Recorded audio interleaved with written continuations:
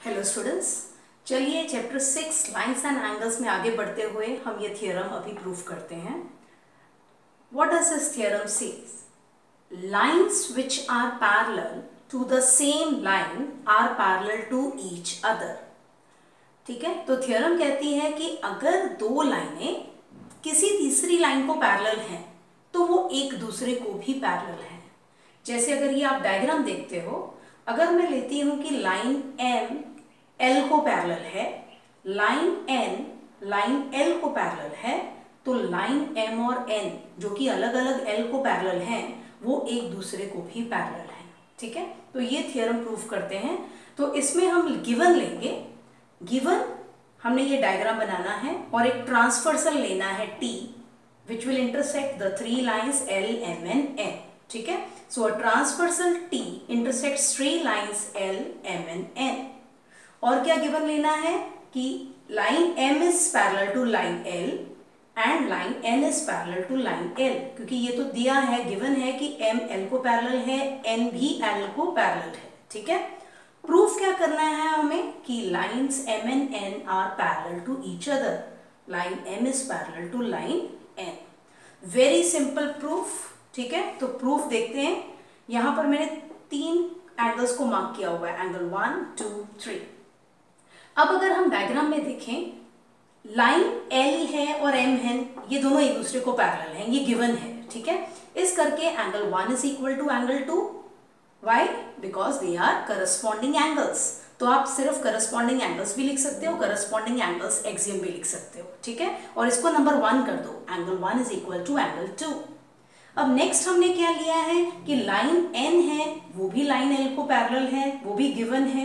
ठीक है, तो इस करके एंगल 1 और 3 ये दोनों करस्पॉन्डिंग एंगल्स हैं, और हमें पता है कि करस्पॉन्डिंग एंगल्स जब पैरेलल लाइंस ट्रांसवर्सल इंटरसेक्ट करता है, करस्पॉन्डिंग एंगल्स की पेयर फॉर्म होती है, वो इक्वल होती है।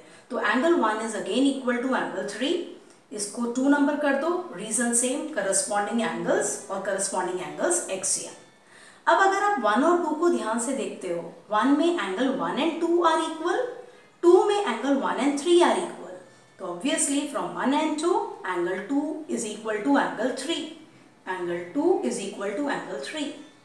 लेकिन ये 2 और 3 क्या है? ये करस्पॉन्डिंग एंगल्स हैं for lines M and N when transversal T is intersecting them. तो by converse of corresponding angle axiom हम लिख सकते हैं, क्योंकि करस्पॉन्डिंग एंगल्स इक्वल हैं, इस करके ये लाइंस आर एक दूसरे को पैरेलल हैं। So from 1 and 2 angle 2 is equal to angle 3, therefore line M is parallel to line N by converse of corresponding angles axiom. ठीक है, तो ये थियरम काफी इजी थी, उम्मीद है पूरी समझ में आ गई होगी आपके। चलिए अब एग्जाम्पल 4 देखते हैं। एग्जाम्पल 4 में ये डायग्राम ड्रॉ किया हुआ है। ठीक है, और गिवन क्या है? Line P Q is parallel to line R S, P Q is parallel to R S. तो ये दोनों लाइन्स एक दूसरे को पैरेलल हैं। Angle M X Q is 135 degree, M X Q is 135 degree, and angle MYR is 40 degree, angle MYR is 40 degrees. Angle XMY आपको find करना है, एंगल XMY आपको ये वाला एंगल फाइंड करना है। ठीक है, तो ये डायग्राम दिया हुआ है, सिर्फ यहां तक क्वेश्चन में दिया हुआ है। तो डायग्राम देखकर डायरेक्टली हम अगर कोई कंस्ट्रक्शन ना करें तो सीधा हम इसे सॉल्व नहीं कर पाएंगे। ठीक है, तो इस डायग्राम में आपको इस सम में एक कंस्ट्रक्शन करनी पड़ेगी, जो मैंने यहां पर लिखी है। Draw a line A B, एक लाइन बनानी है A B which is passing through M, जो एम से पास करे, and the line A B is parallel to P Q such that it is parallel to P Q. तो चलिए पहले ये कंस्ट्रक्शन कर लेते हैं, क्योंकि इस कंस्ट्रक्शन के बिना इसको सॉल्व करना डिफिकल्ट होगा। तो चलिए यहाँ कंस्ट्रक्शन कर दी गई है, लाइन ए बी कंस्ट्रक्ट की है which is passing through this point M and parallel to P Q. ठीक है, draw a line A B which is passing through M and it is line A B is parallel to line P Q. अब line P Q and line R S they are also parallel to each other. Why? Because it is given, वो तो given में ही है। तो इन दो चीज़ों से आपको पता चलता है कि लाइन पी क्यू है जो ए बी को भी पैरेलल है, आर एस को भी पैरेलल है। तो अभी हम थ्योरम देखकर हटे हैं, उस थ्योरम के हिसाब से line A B and line R S are also parallel to each other. ठीक है, तो आप लिख दो कि line A B is parallel to line R S. ठीक है, यहाँ से रीजन क्या है, lines parallel to the same line are parallel to each other. अब तीनों लाइन एक दूसरे के पैरेलल हैं। ठीक है, नाउ अब हम ये दो लाइनों को कंसिडर करें, ठीक है, और एक्स वाई मान लो ट्रांसवर्सल है इनका, तो यहाँ पर angle Q X M plus angle X M B, याद होगा ये दोनों एंगल्स कौन से हैं, ये को इंटीरियर एंगल्स हैं। Interior angles lying on the same side of the transversal है, तो दे आर सप्लीमेंट्री। ये भी थ्योरम हम देख चुके हैं। तो we can write the reason that angle Q X M या M X Q plus angle X M B is equal to 180 degree. Reason दे दीजिए, co-interior angles are supplementary. M X Q की value दी हुई है 135 degree. इसको इस equation में पुट करके आप एंगल एक्स एम बी को फाइंड कर लीजिए और इसका आंसर आता है 45 डिग्री। जब आप 135 को दूसरी तरफ लेकर जाते हो वो माइनस हो जाता है and final answer is 45 degree. अब आपको ये एंगल एक्स एम बी मिल चुका है 45 डिग्री। ठीक है, आपको फाइंड क्या करना है क्वेश्चन में, एंगल एक्स एम वाई। और अगर आपको एंगल बी एम वाई पता चल जाए तो आप इजीली फाइंड कर सकते हो। तो अब बी एम वाई फाइंड करना है हमें। ठीक है, अब आप एम वाई को अगर ट्रांसवर्सल देखो, ये दो लाइंस पैरेलल हैं, इनका ट्रांसवर्सल है एम वाई, तो यहाँ पर angle B M Y is equal to angle M Y R. Reason आपको पता है, थियरम्स आपकी टिप्स पर हैं।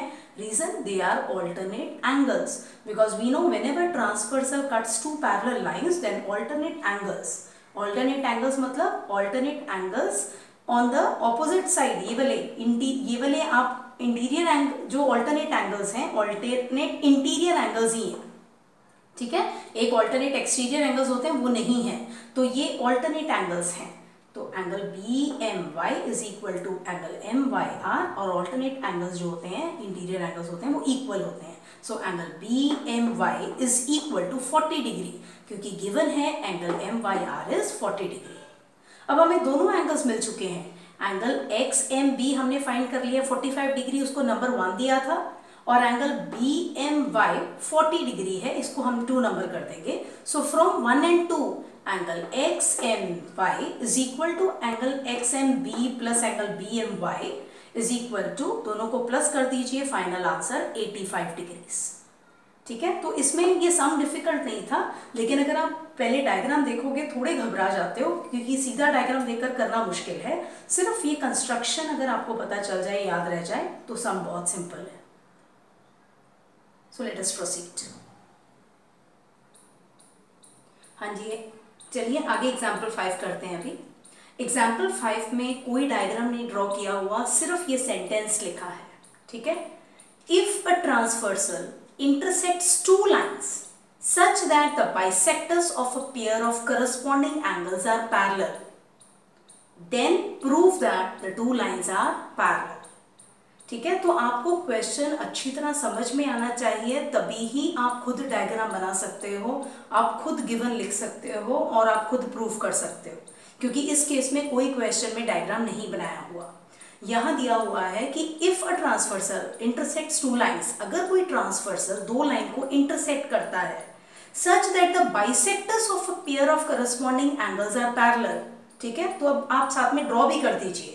हमने दो लाइंस, हमें प्रूफ करना है कि वो लाइंस पैरेलल हैं, तो हम जो दो लाइनें हैं पहले ही पैरेलल दिखने में बना देंगे। तो दो लाइंस बनाई है हमने पी क्यू आर एस, जो दिखने में पैरेलल हैं, पर हमें प्रूफ करना है कि वो पैरेलल है। ठीक है, एक ट्रांसवर्सल बनाया हमने ये एडी, जो कि लाइन पी क्यू और आर एस को इंटरसेक्ट कर रहा है बी और सी पॉइंट्स पर। हमने यहाँ पर लाइन के लिए पॉइंट ऑफ इंटरसेक्शन इसलिए शो किए हैं क्योंकि हमें एंगल्स का नाम देने के लिए 3 लेटर्स यूज करने पड़ेंगे, तो ये वर्टेक्स यूज करनी पड़ेगी। ठीक है, so line A D is a transversal of 2 lines P Q and R S. Parallel है, हमने लिया नहीं है, प्रूफ करना है। और क्या दिया हुआ है कि bisectors of a pair of corresponding angles are parallel. तो करस्पॉन्डिंग एंगल्स यहाँ पर कौन से बन रहे हैं, एंगल ए बी क्यू और एंगल बी सी एस, इनके आपने बाइसेक्टर्स बनाने हैं। तो कैसे बनाओगे आप, यहाँ बी पॉइंट से एक रे निकाल दो, ठीक है। ऐसे रे निकालो कि ये दोनों एंगल्स बिल्कुल बराबर हों। तो आपने मेजर तो नहीं करना है, अप्रोक्सीमेटली दोनों इक्वल दिखें, और आप कोई भी नेम दे सकते हो। यहाँ पर रे BE नेम दिया है, तो रे BE ABQ का बाइसेक्टर है, ठीक है। इसी तरह एंगल BCS जो कि करस्पॉन्डिंग एंगल है इस पेयर का, दूसरा करस्पॉन्डिंग एंगल है, इसमें मैंने रे बनाई है CG जो इस एंगल BCS इस करस्पॉन्डिंग एंगल को बाइसेक्ट करती है, ठीक है। तो ये बाइसेक्टर है, ये दोनों एंगल्स इक्वल हैं, यहाँ मैंने इस तरह शो कर दिया है। और ये रे CG इस एंगल का बाइसेक्टर है, तो यहाँ पर ये दोनों एंगल्स इक्वल हैं, शो कर दिया, ठीक है। तो जो मतलब सेंटेंस से आपको दिख रहा है वो आपको डायग्राम के रूप में ड्रॉ करना है प्रॉपरली। आपको आना चाहिए डायग्राम बनाने के लिए, और आपने यहाँ गिवन में भी वो लिख देना है या लेट में भी वो लिख देना है, ठीक है। तो सॉल्यूशन कैसे लिखोगे आप? Let a transversal AD intersects line PQ and RS at points B and C respectively. Ray BE is a bisector of angle ABQ. Ray CG is a bisector of angle BCS. ठीक है, इन दोनों को मैंने 1 और 2 number इसलिए दे दिया है क्योंकि कहीं पर ये रीजनिंग देनी हो तो दोबारा ये पूरा सेंटेंस लिखना थोड़ा सा लेंथी हो जाएगा, तो फ्रॉम 1 और 2 हम लिख सकते हैं, ठीक है। एंड दिया क्या हुआ है कि BE जो ये बाइसेक्टर्स हैं इन करस्पॉन्डिंग एंगल्स के, वो एक दूसरे को पैरेलल है, मतलब BE CG को पैरेलल है, ये दिया हुआ है, ठीक है। तो line BE, if we draw at line, we know ray is a part of line, ठीक है। तो रे कह लो या लाइन कह लो, BE, both of these BE and CG are parallel to each other. तो ये हमने सारा गिवन में लेना है और ड्रॉ करके ये लेटर्स से नेम करके यहाँ पर लिखना है। प्रूफ क्या करना है कि line PQ is parallel to line RS, ठीक है। तो चलिए आगे बढ़ते हैं। ये भी आपने खुद लिखा है, ये डायग्राम भी खुद बनाना है, टू प्रूव आपको पता चल गया। अब स्टार्ट कैसे करना है, ये ABE से, ठीक है। एंगल ABE इस ABQ एंगल का आधा है, it is half of angle ABQ। क्यों? क्योंकि रे BE is a bisector of angle ABQ। तो मैंने यहां लिख दिया है angle ABE is half of angle ABQ। चाहे आप पूरी लाइन लिख दो, चाहे मैंने जिस तरह ऊपर 1 नंबर दे दिया तो फ्रॉम 1 लिख दिया है, बिकॉज रे BE is a bisector of angle ABQ। और इस इक्वेशन को मैंने 3 नंबर कर दिया है। इसी तरह जब आप नीचे इस पार्ट पे देखोगे तो हम कह सकते हैं angle BCG is half of angle BCS। Again इसको नंबरिंग 4 दे दो, और रीजन क्या है, 2, मतलब CG is a bisector of angle BCS, ठीक है। तो 3 और 4 को आप ध्यान से देखो, क्या लिखा हुआ है कि ABE ABQ एंगल का हाफ है, BCG BCS एंगल का हाफ है। अब अगर आप ध्यान दो, दिया क्या हुआ है क्वेश्चन में कि BE CG के पैरेलल है, तो ये जो ट्रांसवर्सल है AD, ये सिर्फ PQRS का नहीं है, बट ये BE लाइन और CG लाइन कंसिडर करें तो इन दोनों का भी यही ट्रांसवर्सल है AD, और ये दोनों लाइंस पैरेलल हैं, ठीक है। और आपको पता है कि अगर ये दोनों लाइंस पैरेलल हैं तो एंगल ABE और एंगल BCG ये दोनों क्या बनते हैं, they form a pair of corresponding angles. और हमें पता है कि करस्पॉन्डिंग एंगल्स तो इक्वल होते हैं जब भी ये दोनों दो लाइंस पैरेलल होती हैं, ट्रांसवर्सल जिनको इंटरसेक्ट कर रहा है। तो हम यहाँ लिखेंगे but angle ABE is equal to angle BCG। इसको आप 5 नंबर कर दो, रीजन वहां देना पड़ेगा, as BE is parallel to CG and AD is a transversal, therefore by corresponding angles axiom these two angles ABE and BCG are equal। अब अगर 3, 4, 5 को आप ध्यान से देखोगे तो ये एंगल ABE के लिए दिया हुआ है, ये एंगल BCG के लिए दिया हुआ है, और नेक्स्ट 5 में लिखा है कि ये दोनों एंगल्स ही इक्वल हैं, ठीक है। तो फ्रॉम 3, 4 एंड 5 अगर ये दोनों एंगल्स इक्वल हैं तो इनका राइट हैंड साइड भी इक्वल होगा, ठीक है। तो half angle ABQ is equal to half angle BCS, half half आप कट कर दोगे तो आ जाएगा angle ABQ is equal to angle BCS। ABQ is angle to BCS equal to angle BCS, ठीक है। और ये दोनों एंगल्स क्या हैं, करस्पॉन्डिंग एंगल्स। जब हम PQRS लाइंस कंसीडर करते हैं, AD इसका ट्रांसवर्सल है, तो ABQ and BCS they form a pair of corresponding angles. Or by the converse of corresponding angle axiom, these two lines are parallel.